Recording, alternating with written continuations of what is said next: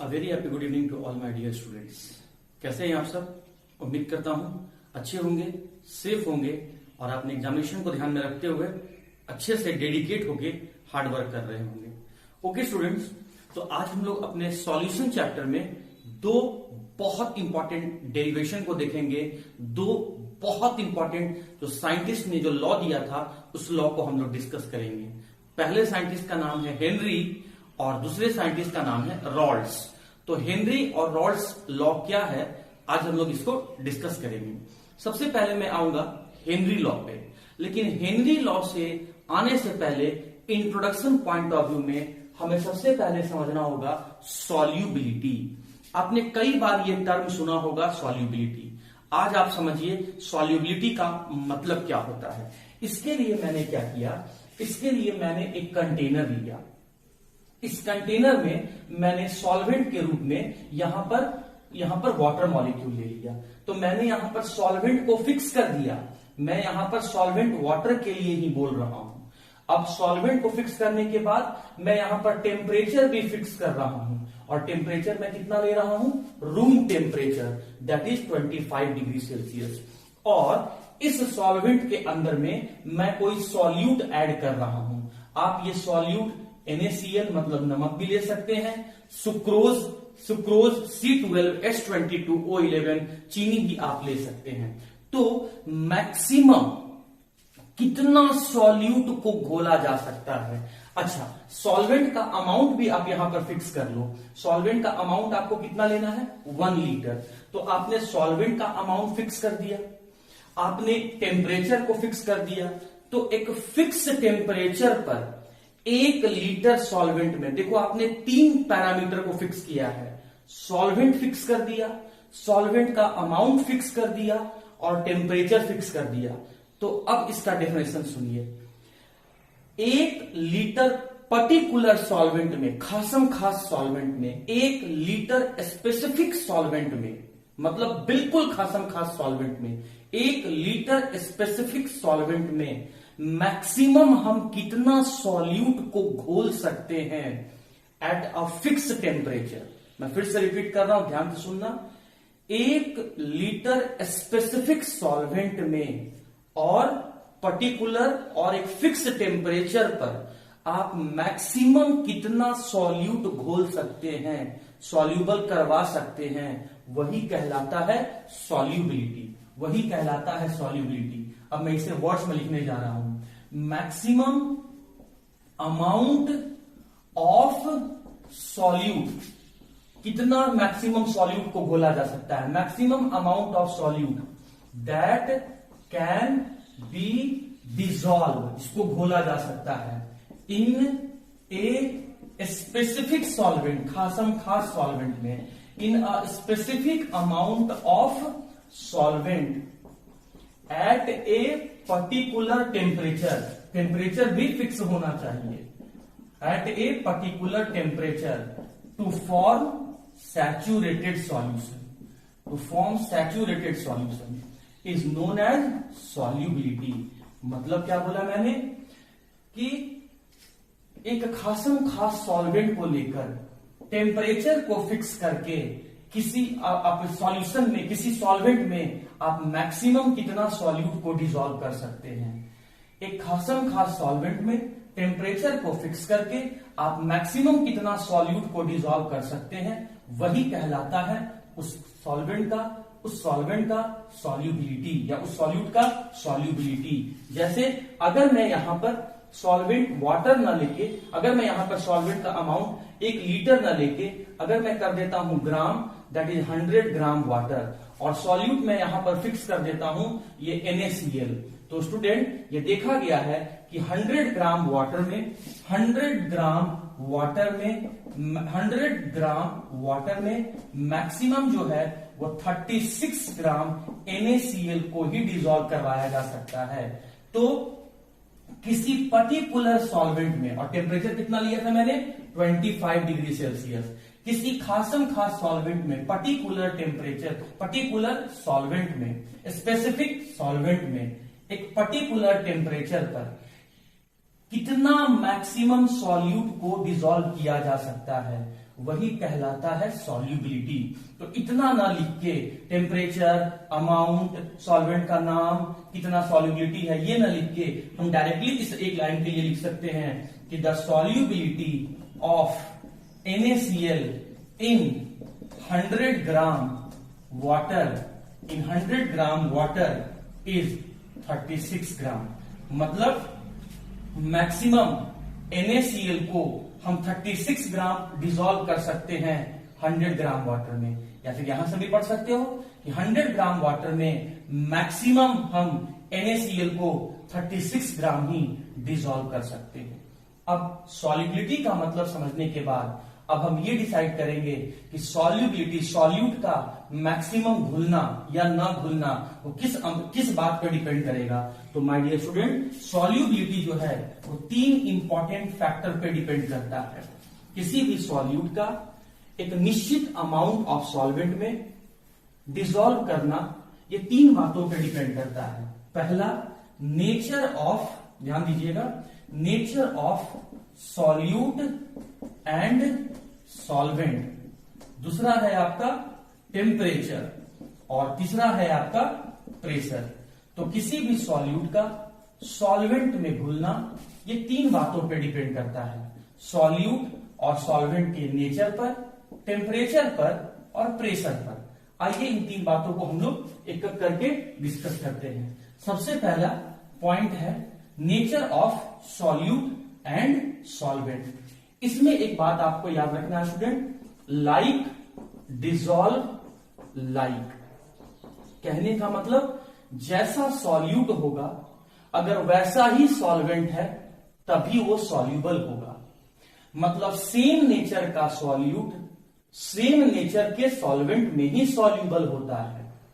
यही कहता है लाइक डिसॉल्व लाइक। इसका दूसरा मीनिंग ऐसे कह सकते हैं, पोलर नेचर का जो सॉल्यूट होगा वो पोलर नेचर के सॉल्वेंट में ही डिसॉल्व होगा, या फिर नॉन पोलर नेचर का जो सॉल्यूट होगा वो नॉन पोलर नेचर के सॉल्वेंट में ही डिसॉल्व होगा।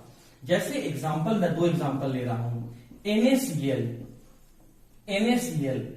NaCl को, ये मैंने क्या किया स्टूडेंट कि मैं यहां पर कंटेनर लिया, 2 कंटेनर ले रहा हूं। इस कंटेनर में मैंने सॉल्वेंट के फॉर्म में मैं यहां पर वाटर लिया और इस कंटेनर में मैं सॉल्वेंट के फॉर्म में यहां पर केरोसिन ऑयल ले लिया। अब इतना तो आपका पता है, ये आपको पता है ये ऑर्गेनिक कंपाउंड है, तो ऑब्वियस सी बात है ये नॉन पोलर नेचर का है।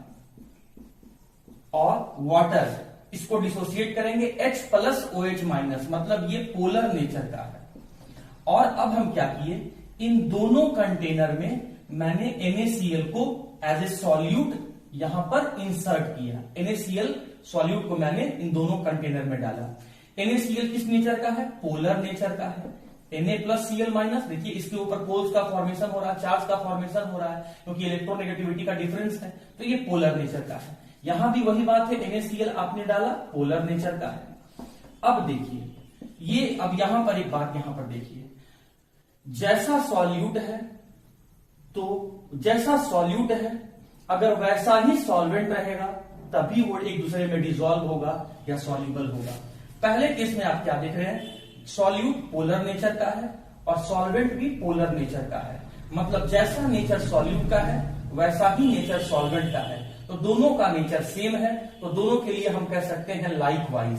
तो दोनों का नेचर अगर सेम होगा तो इस केस में सॉल्यूट जो है वो सॉल्वेंट में डिसॉल्व होगा। लेकिन यहां देखिए, डाले गए सॉल्यूट का नेचर पोलर है और यहां पर सॉल्वेंट का नेचर नॉन पोलर है। दोनों का नेचर अलग अलग है, मतलब ये लाइक नेचर का नहीं है, सेम नेचर का नहीं है। तो NaCl को केरोसिन में डालते हैं तो NaCl सॉल्यूबल नहीं होता है, लेकिन जब उसी NaCl को हम वाटर में डिसॉल्व करवाते हैं तो वो NaCl वाटर में डिसॉल्व हो जाता है। NaCl का वाटर में डिसॉल्व होने के पीछे रीजन है दोनों का नेचर सेम होना या दोनों का नेचर पोलर होना। NaCl का केरोसिन ऑयल में नहीं डिसॉल्व होने के पीछे रीजन है NaCl और केरोसिन दोनों का नेचर डिफरेंट होना, या फिर यूं कह लो कि NaCl का नेचर पोलर है और केरोसिन का नेचर नॉन पोलर है, डिफरेंट नेचर का है, इसीलिए NaCl केरोसिन में सॉल्युबल नहीं हो रहा है। तो यही कहता है कि सॉल्यूट और सॉल्वेंट के नेचर पर भी सॉल्युबिलिटी डिपेंड करता है। अगर सॉल्यूट और सॉल्वेंट दोनों का नेचर सेम रहेगा तो सॉल्यूट सॉल्वेंट में सॉल्युबल होगा, लेकिन अगर सॉल्यूट और सॉल्वेंट दोनों का नेचर डिफरेंट होगा तो उस केस में सॉल्यूट और सॉल्वेंट दोनों का नेचर अगर डिफरेंट होगा तो फिर सॉल्यूट सॉल्वेंट में सॉल्युबल नहीं होगा। उम्मीद करता हूं स्टूडेंट फर्स्ट पॉइंट आपको समझ में आ गया। अब आइए सेकंड पॉइंट। सेकंड पॉइंट कहता है कि सॉल्युबिलिटी जो है वो टेम्परेचर पर भी डिपेंड करता है। अब टेम्परेचर पर कैसे डिपेंड करता है, आइए देख लेते हैं स्टूडेंट। सेकंड फैक्टर हम लोग डिस्कस करने जा रहे हैं टेम्परेचर। तो पहले यहां से दो पॉइंट देखिए, हमारे आसपास होने वाले रिएक्शन का नेचर या तो एंडोथर्मिक होता है या तो एक्सोथर्मिक होता है, जिसे आपने हिंदी में पढ़ रखा होगा उष्मा छेपी और उष्मा शोषी, एंडोथर्मिक और एक्सोथर्मिक। अब यहां पर क्या कहता है, ध्यान से देखिएगा। एंडोथर्मिक रिएक्शन तब होता है जब वहां पर टेम्परेचर को बढ़ाया जाए, मतलब endothermic reaction is favorable by the increase of temperature, but the exothermic reaction are favorable by the decrease of temperature। हाँ जी, तो एंडोथर्मिक अगर कोई रिएक्शन है तो वहां टेम्परेचर बढ़ाने से सॉल्यूट जो है वो सॉल्वेंट में डिसॉल्व होकर सॉल्यूशन बनाएगा, या सीधा सीधा अगर हम कहें तो सॉल्युबिलिटी वहां पर बढ़ेगा। लेकिन अगर कोई एक्सोथर्मिक नेचर का रिएक्शन है तो वहां पर टेम्परेचर घटाने से तब जाके सॉल्युबिलिटी बढ़ेगा। आइए देखते हैं इसी बात को। मैं क्या कर रहा हूं, एक सॉल्यूट के फॉर्म में मैं KF लिया और इसको मैंने सॉल्वेंट में मिक्स कर दिया। तो ये सॉलिड फॉर्म में था, ये लिक्विड फॉर्म में है, तो जैसे ही ये डिसॉल्व हुआ तो ये एक्वस फॉर्म में कन्वर्ट हो गया। अब एक्वस फॉर्म में कन्वर्ट हो गया, इस रिएक्शन का डेल्टा H आपको बताएगा कि रिएक्शन एंडोथर्मिक है कि एक्सोथर्मिक है, और यहां पर डेल्टा H का वैल्यू लिख के दे रहा है -17.74 किलो जूल पर मोल। ये डेल्टा H का नेगेटिव होना ये बता रहा है कि ये रिएक्शन जो है वो एक्सोथर्मिक नेचर का है। अब अगर ये एक्सोथर्मिक नेचर का रिएक्शन है तो अगर इसमें हम टेम्परेचर बढ़ाएंगे तो सॉल्युबिलिटी घट जाएगा, लेकिन अगर हम यहां पर टेम्परेचर घटाएंगे तो सॉल्युबिलिटी बढ़ जाएगा। क्यों? क्योंकि एक्सोथर्मिक रिएक्शन मतलब एक ऐसा रिएक्शन जिसमें जो होता है टेम्परेचर के घटाने से, मतलब वो रिएक्शन तब हो रहा है जब उसमें से हीट निकल रहा है, तो हीट वो खुद से निकल रहा है। लेकिन अगर आप बाहर से हीट देना शुरू करेंगे तो उस केस में वहां डाला गया सॉल्यूट जो है उसका घुलने का टेंडेंसी कम हो जाएगा, सॉल्युबिलिटी जो है वो कम हो जाएगा।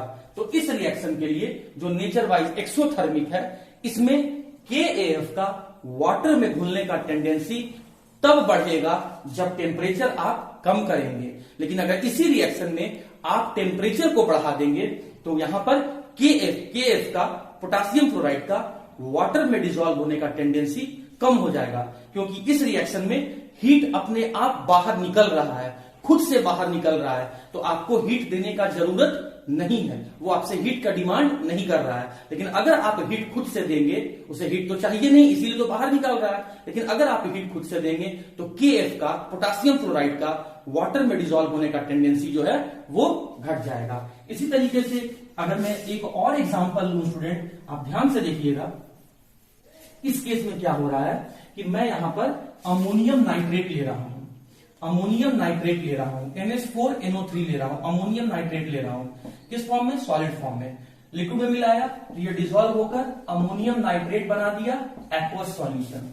और कह रहा है कि इस रिएक्शन का डेल्टा H का जो वैल्यू है वो वैल्यू है आपका +25.7 किलो जूल पर मोल। ये डेल्टा H का पॉजिटिव बता रहा है कि ये रिएक्शन जो है वो एंडोथर्मिक नेचर का है, और एंडोथर्मिक नेचर का है तो इसका मतलब है कि आपको हीट देना पड़ेगा अगर आप चाहते हैं कि अमोनियम नाइट्रेट वाटर में सॉल्युबल हो जाए। तो अब आपको दो केस दिया, कहता है कि इस रिएक्शन में अगर हम टेम्परेचर बढ़ाएंगे तो बताइए सॉल्युबिलिटी पे क्या फर्क पड़ेगा, और सेकंड केस कहता है कि अगर हम टेम्परेचर को घटाएंगे तो भी बताइए कि सॉल्युबिलिटी पे क्या फर्क पड़ेगा। सिंस ये रिएक्शन एंडोथर्मिक नेचर का है, सिंस इस रिएक्शन में हीट का जरूरत है, इसीलिए टेम्परेचर बढ़ाने से सॉल्युबिलिटी बढ़ जाएगा। रिएक्शन एंडोथर्मिक नेचर का है, इस रिएक्शन में हीट चाहिए, और अगर आपने हीट बाहर निकाल दिया, मतलब टेम्परेचर को कम कर दिया, तो सॉल्यूट का सॉल्वेंट में घुलने का टेंडेंसी घट जाएगा और सॉल्युबिलिटी घट जाएगा। तो माय डियर स्टूडेंट, टेम्परेचर भी एक फैक्टर होता है, टेम्परेचर भी एक डिसाइडिंग फैक्टर होता है सॉल्यूट का सॉल्वेंट में घुलने के लिए या सॉल्युबिलिटी को डिसाइड करने के लिए। अगर वो रिएक्शन एंडोथर्मिक नेचर का है तो टेम्परेचर के बढ़ाने से सॉल्युबिलिटी बढ़ जाएगा, लेकिन अगर वो रिएक्शन एक्सोथर्मिक का नेचर का है तो टेम्परेचर के बढ़ाने से सॉल्युबिलिटी घटेगा, लेकिन टेम्परेचर के घटाने से सॉल्युबिलिटी बढ़ जाएगा। तो उम्मीद करते हैं सॉल्यूट सॉल्वेंट के नेचर और टेम्परेचर पे किस तरीके से सॉल्युबिलिटी डिपेंड करता है, ये बात आपको समझ में आ गया होगा। अब मैं थर्ड फैक्टर की तरफ आ रहा हूं जो सीधे हेनरी लॉ से जाके जुड़ जाएगा, जहां हम देखेंगे कि कैसे प्रेशर का इफेक्ट भी सॉल्यूट का सॉल्वेंट में घुलने के टेंडेंसी को डिसाइड करता है, मतलब प्रेशर भी कैसे डिसाइडिंग फैक्टर है सॉल्युबिलिटी के लिए। आइए उस पॉइंट को हम लोग देख लेते हैं।